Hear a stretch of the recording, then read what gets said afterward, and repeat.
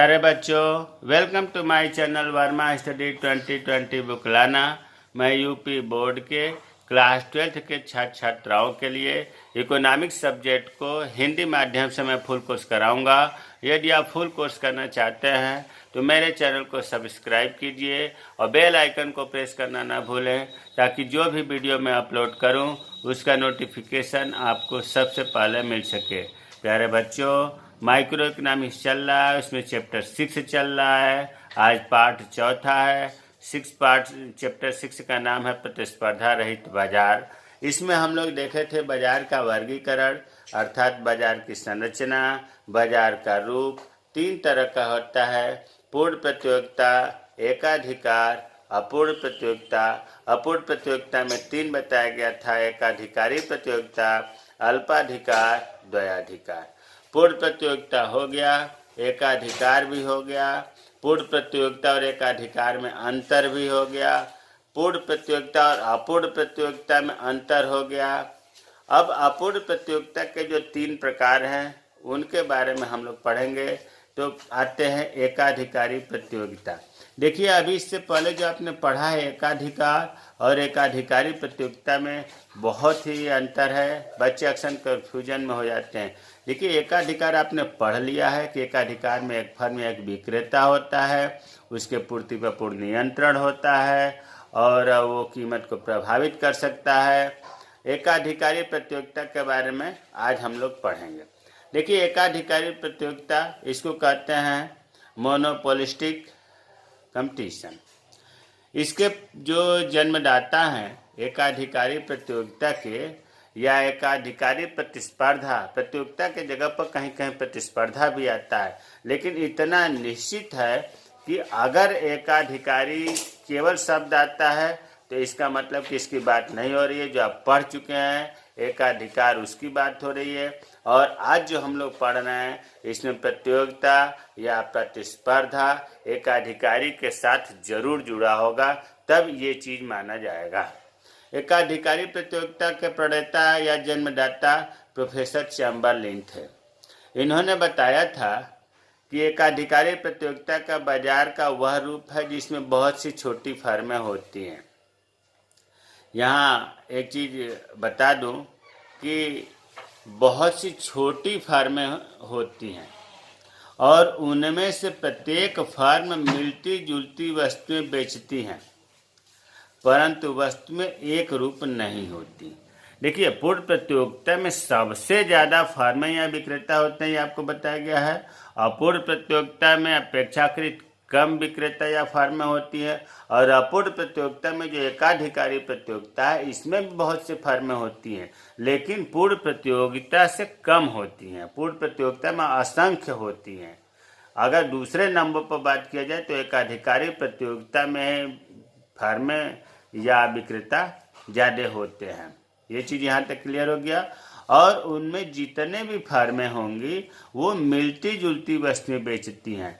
पूर्ण प्रतियोगिता की तरह समरूप या प्रतिरूप मतलब एक जैसी नहीं बेचती हैं। इनमें जो वस्तुएं होती हैं, जैसे मान लीजिए कि अगर कपड़े बेच रहे हैं तो सब कपड़े बेचेंगी, लेकिन कपड़े का ब्रांड, कपड़े का रंग, रूप ये अलग अलग हो, मिलती जुलती होगा।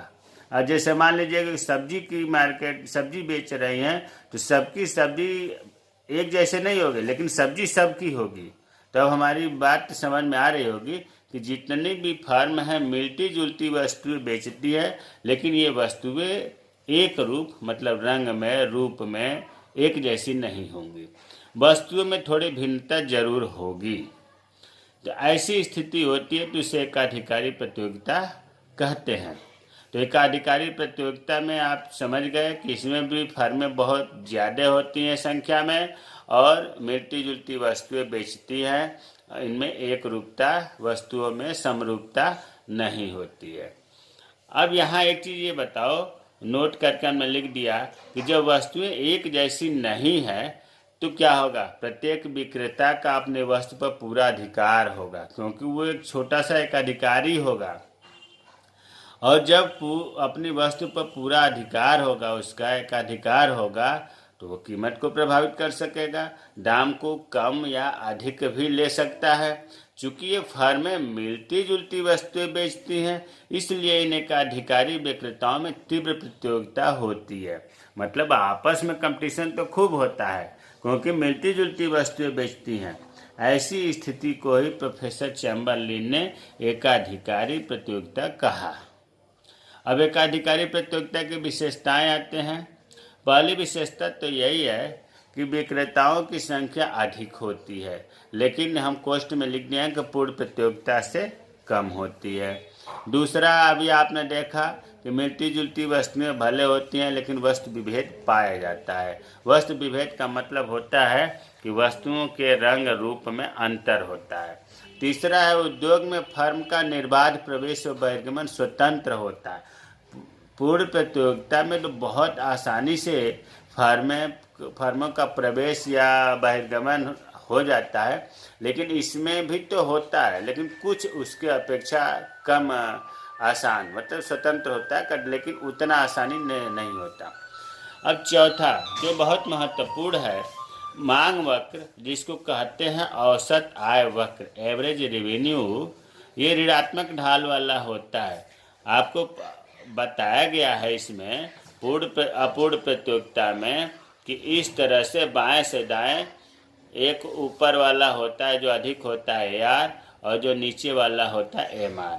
तो जब अपूर्ण प्रतियोगिता में AR MR बाएं से दाएं गिरते हुए यह ऋणात्मक ढाल वाला होता है, वो इसी का एकाधिकारी प्रतियोगिता भी तो अपूर्ण प्रतियोगिता का ही प्रकार है। इसलिए इसमें भी AR को मांग रेखा कहते हैं, तो वही लिखा है कि AR ऋणात्मक ढाल वाला होता है, जबकि पूर्ण प्रतियोगिता में OX के समानांतर होता है।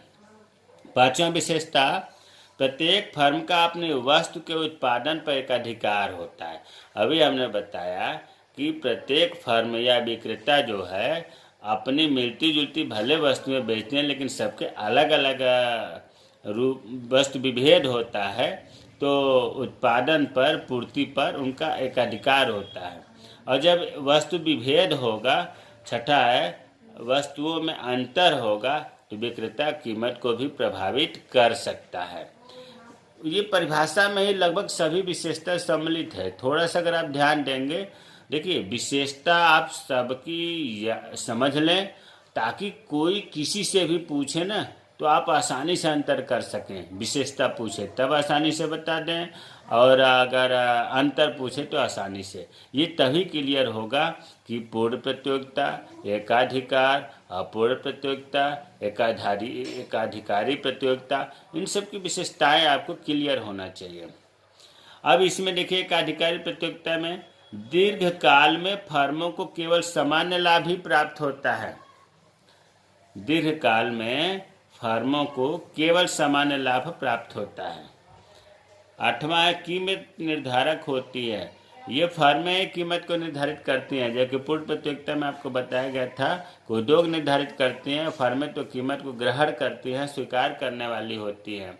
एक चीज़ यहाँ और बता दूँ, इससे पहले आपने एकाधिकार पढ़ा था, तो एकाधिकार में बताया गया था कि जो दीर्घकाल होता है उसमें फर्मों को असामान्य लाभ प्राप्त होता है, लेकिन एकाधिकारी प्रतियोगिता जो हम लोग पढ़ रहे हैं, इसमें सामान्य लाभ प्राप्त होता है। सामान्य लाभ को ही शून्य लाभ कहते हैं। शून्य लाभ का मतलब होता है कि इसमें न ही लाभ होता है न हानि होता है।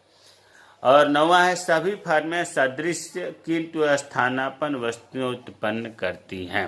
भाई जितनी फर्में हैं लगभग मिलती जुलती वस्तुएं उत्पन्न करती हैं। इसका मतलब कि स्थानापन्न वस्तुएं उत्पन्न करते हैं। स्थानापन्न वस्तु का मतलब हुआ कि इसको यूज न करके उस वस्तु को यूज किया जाए, इसका प्रयोग न करके दूसरे वस्तु का प्रयोग किया जाए, तो फर्में मिलता जुलता उत्पन्न करती हैं, मतलब एक दूसरे के निकट स्थानापन्न वस्तुएं उत्पन्न करती हैं। तो ये हमें उम्मीद है कि आपको जो 8-9 पॉइंट एकाधिकारी प्रतियोगिता की विशेषता है समझ में आया होगा। अब आते हैं पूर्ण प्रतियोगिता और एकाधिकारी प्रतियोगिता में अंतर। बहुत आसान है, अगर आप थोड़ा सा ध्यान दिए होंगे तो अपने आप क्लियर हो जाएगा। पूर्ण प्रतियोगिता में बताया गया था कि विक्रेताओं की संख्या बहुत अधिक होती है। एकाधिकारी प्रतियोगिता में बताया गया था कि अधिक होती है, इस मतलब इसकी अपेक्षा कम।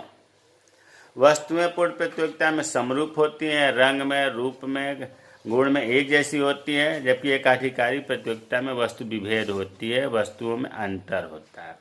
पूर्ण प्रतियोगिता में बताया गया कि फर्म के लिए जो मांग रेखा है, जिसको AR रेखा कहते हैं, पूर्णतः लोचदार होती है, अर्थात बड़ी रेखा होती है। इसका मतलब ये हुआ कि इस तरह से ये होता है AR M या MROXY,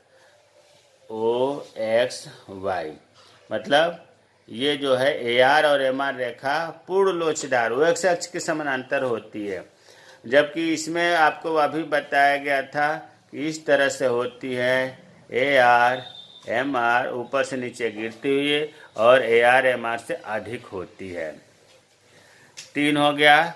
और अगला अंतर है पूर्ण प्रतियोगिता और अपूर्ण प्रतियोगिता, एकाधिकारी प्रतियोगिता में। चौथा कि क्रेताओं और विक्रेताओं को बाजार का पूर्ण ज्ञान होता है, तभी तो पूर्ण प्रतियोगिता में सभी वस्तुओं को एक ही दाम पर बेचना होता है जो उद्योग निर्धारित करता है, इसलिए बाजार की पूरी जानकारी खरीदने वाले और बेचने वालों को रहता है। एकाधिकारी प्रतियोगिता में ऐसा नहीं है, क्रेताओं और विक्रेताओं को बाजार का पूर्ण ज्ञान नहीं होता है, इसलिए कीमत एक जैसा नहीं, अधिक कम ले सकते हैं। 5वां है पूर्ण प्रतियोगिता में विक्रेता का मूल्य पर बिल्कुल भी नियंत्रण नहीं होता, जो उद्योग निर्धारित कर देते हैं वही मूल्य फर्में लेती हैं, जबकि एकाधिकारी प्रतियोगिता में विक्रेता का मूल्य पर नियंत्रण होता है। 6ठा है पूर्ण प्रतियोगिता में उद्योगों में फर्मों का प्रवेश और बहिर्गमन बहुत आसान होता है, जबकि एकाधिकारी प्रतियोगिता में स्वतंत्रता तो होती है लेकिन उतना आसानी नहीं होती जितना पूर्ण प्रतियोगिता में होती है। 7वां है गैर कीमत प्रतियोगिता नहीं होती। इसका मतलब यह है कि पूर्ण प्रतियोगिता में जितने कीमत वो एक जैसी होती है, अंतर नहीं होता, जबकि एकाधिकारी प्रतियोगिता में कीमत में अंतर होता है, कम अधिक कर सकते हैं एकाधिकारी, तो इसमें कह सकते हैं कि गैर कीमत प्रतियोगिता होती है। अब देखिए जो इसमें है, कभी कभी ये भी पूछा जाता है कि एकाधिकार और एकाधिकारी प्रतियोगिता में, देखिए एकाधिकारी प्रतियोगिता, पहले यहाँ मैं क्लियर कर देना चाहता हूँ कि एकाधिकारी प्रतियोगिता अपूर्ण प्रतियोगिता का भाग है, अंश है। अपूर्ण प्रतियोगिता 3 प्रकार का होता है, एकाधिकारी प्रतियोगिता, अल्पाधिकार, द्वयाधिकार, जबकि एकाधिकार अपूर्ण प्रतियोगिता और पूर्ण प्रतियोगिता के बीच की स्थिति है। खैर एकाधिकार, इसमें आपको बताया गया था कि वस्तु एक ही होती है और वस्तु के निकट स्थानापन्न नहीं होती। एकाधिकार में वस्तु कुल मिलाकर के विक्रेता, वस्तु एक ही होती है और वस्तु के निकट स्थानापन्न, जब एक बेचने वाला है तो वो एक ही तरह का तो वस्तु उत्पन्न करेगा और उसका निकट स्थानापन्न वस्तु नहीं होता है, जबकि एकाधिकारी प्रतियोगिता में बहुत सारी फर्में होती हैं और ये अलग अलग उत्पादन करती हैं, लेकिन इन निकट स्थानापन्न वस्तुओं का उत्पादन करती हैं, मतलब आपस में एक दूसरे के स्थानापन्न वस्तुएं होती हैं। दूसरा है एकाधिकार में उद्योग में केवल होती हैं। एकाधिकार उद्योग में केवल होती है और इसमें एकाधिकारी प्रतियोगिता में उद्योग में अनेक फर्में होती हैं।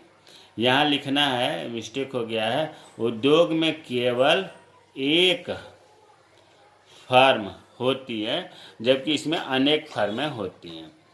अब महत्वपूर्ण अंतर एकाधिकार में, देखिए AR जो औसत आय जिसको मांग रेखा भी कहते हैं, और MR मार्जिनल रेवेन्यू सीमांत आय रेखा कहते हैं, ये दोनों नीचे गिरते हुए होते हैं। और ये भी आपको बताया गया है कि AR अपेक्षाकृत कम लोचदार होता है, मतलब इसमें इस तरह से बताया गया था AR और MR, तो इसमें जो है AR MR की अपेक्षा कम लोचदार है, तभी तो अधिक है। इसमें थोड़ा सा अंतर यह है, AR और MR दोनों ये इसमें भी नीचे गिरते हैं, किंतु AR अपेक्षाकृत अधिक लोचदार होता है, मतलब इसमें AR अपेक्षाकृत कम लोचदार और इसमें अपेक्षाकृत अधिक लोचदार होता है। एकाधिकार का चौथा है अंतर, नई फर्में उद्योग में प्रवेश नहीं कर सकती, प्रतिबंधित होती हैं, जबकि एकाधिकारी प्रतियोगिता में उद्योग में नई फर्में प्रवेश भी कर सकती हैं आसानी से और बहिर्गमन भी कर सकती हैं। एकाधिकार में बहुत महत्वपूर्ण है ये। दीर्घकाल में फर्म को असामान्य लाभ का मतलब होता है कि लाभ की स्थिति में फर्में होती हैं, और एकाधिकारी प्रतियोगिता में दीर्घकाल में सभी फर्में केवल सामान्य लाभ, जिसको शून्य लाभ कहते हैं, प्राप्त करती हैं। अंतिम अंतर, एकाधिकार में फर्में एक ही वस्तु को भिन्न भिन्न क्रेताओं से भिन्न भिन्न कीमत ले सकता है। भाई एक ही बेचने वाला है, एक ही विक्रेता है, एक ही फर्म है, तो वस्तु तो एक ही बेच रहा है, लेकिन भिन्न भिन्न जो खरीदने वाले हैं उनसे भिन्न भिन्न कीमतें ले सकता है। इसको अर्थशास्त्र की भाषा में हम कह सकते हैं कि कीमत विभेद नीति को अपना सकता है। लेकिन एकाधिकारी प्रतियोगिता में फर्म एक ही वस्तु को भिन्न भिन्न क्रेताओं से भिन्न भिन्न कीमतें नहीं ले सकता, अर्थात कीमत विभेद नीति को नहीं अपना सकता है। तो हमें उम्मीद है कि आज जो एकाधिकार हम लोग पढ़े, एकाधिकार की विशेषताएं पढ़े, और एकाधिकारी प्रतियोगिता और पूर्ण प्रतियोगिता में अंतर, एकाधिकार और एकाधिकारी प्रतियोगिता में अंतर, ये समझ में आया होगा। जो चीज़ न समझ में आया हो कमेंट बॉक्स में कमेंट करें, मैं रिप्लाई करूँगा। मेरे चैनल को सब्सक्राइब कीजिए। जय हिंद, जय भारत।